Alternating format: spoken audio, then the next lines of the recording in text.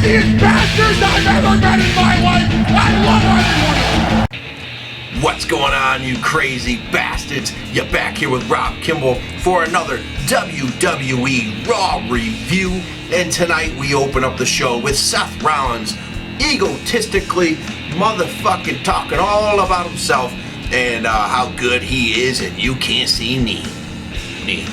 And, well, he even has a little John Cena coming across via satellite, but it's Rollins' mouth over John Cena's, and his face has been rearranged like Picasso. His nose is all fucked up. Yes, it was bad. And how come this is okay to show over and over and over, but the curb stomp is not allowed because of head trauma? Well, the knee to a fucking face is gonna cause some trauma, but that's okay. I know. Just in my opinion, curb stomp should have never went away if you're gonna show a knee to someone's face this vicious over and over and over. I don't get it, but thank you for Cesaro coming on out and letting us know how Seth Rollins is going on and on and on and on. Yes, and on and on and on and on and on. Over and over and over. All about himself. And this is true. And he wants to accept the open challenge that Seth Rollins hasn't announced. But he should, because John Cena was doing it week in and week out. Why not? Last week was a one-time thing, Seth Rollins says, and that's it. Then Kevin Owens comes on out. He wants a title shot. He's deserving so. He's the only one out of the three that has beat John Cena. So, following that up, you have Randy Orton out as well. And Seth Rollins says no, he doesn't care what they think, doesn't care what the authority thinks, and Triple H pops out. Oh, you just said you didn't care. And Seth Rollins, yes, the dog that he is, yes, I do care. Well, anyway, turns into a triple threat. Winner gets a title shot tonight against Seth Rollins in the main event. Hell yeah! Out of all three guys, you'd hope Owens or Cesaro wins this. I think most of the internet wrestling community was hoping so, but all of a sudden, the RKO is like the main thing in people's minds, so we'll see what happens. Then we move on to Team Bella versus Team Bad, and we have PCB, no longer the submission sorority porn site team. They're on commentary. Anyway, back and forth. Brie gets the win here. Decent, but it turns into a brawl. All three teams going back and forth, and it looks like Charlotte here, she's standing out the most out of all of them.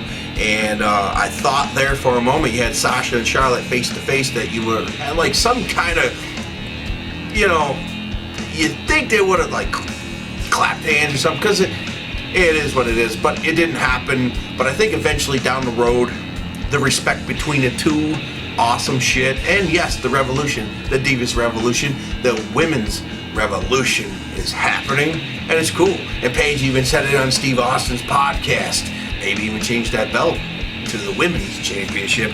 I doubt it'll happen with the show Total Divas. That show's already ingrained and taken over its own deal, So I think Divas is always going to stay. It's a marketing tool. So you got to do what you got to do to make the money. Then we have the New Day versus Los Matadores. And let me tell you what, New Day has, New Day sucks, was always great, but New Day is entertaining, and New Day is winning the fans. If you've listened week in and week out, it's starting to take over. New Day rocks, which, not a fan myself, but they are doing the right things, and it's working. And then they pick up the win easily here, and the Fatal 4-Way they get set up with at SummerSlam should be pretty entertaining. You get tag teams in there. They're actually doing something. They're actually on the card. Hopefully, it's not the pre-show. I'm not sure the lineup yet, so hey, who knows. Then we have Orton, Owens, Cesaro, triple threat, badass, kick-ass match. Let me tell you what, in the crowd, they were on fire for this. This was awesome. And in the end, though, god damn it, Randy Orton hits an RKO to fucking Kevin Owens, and then right after to Cesaro after almost eating a pop-up powerbomb, but he slipped on out of it. You know, hey, decent match though. Awesome match, actually. Pretty goddamn cool. Finish, not what I wanted, but hey, whoever won wasn't going to win against Seth Rollins tonight. We all know that, so why even bother caring, I guess? So that's the way it goes. Then we have the family of Reigns and Ambrose. Ambrose has a match against the Wyatt family, Luke Harper. And we get some chaos here outside of the ring because everybody just hates everyone. That's the way we're going with this. And, well, this turns into Luke Harper nailing this giant discus clothesline to Dean Ambrose, picking up the victory. Pretty goddamn cool. I think this cements out who's going to win at SummerSlam, because usually who's ever the underdog in a face type situation picks up the win at the pay-per-view to make everyone happy. Feels like they spent their money wisely. Hey, that's just facts, folks. And hey, it's a good feel moment. Then we have Miz TV with Daniel Bryan back. We're in Seattle. Yes, huge ovation. Home ovation. Yes, yes, yes. And that was pretty goddamn cool. Good to see him out there. And the crowd has not lost any steam. But yes, in his hometown, they shouldn't. Or they should go ahead and kick their own ass. But this is fun. But it turns into the Big Show coming out. And then Ryback coming out. Ryback is back. And, well, Ryback ends up he's hungry. And meat hook clotheslines to everyone. Him and Daniel Bryan celebrate at the end after this. And we get yes, yes, yes, and Feed Me More chants.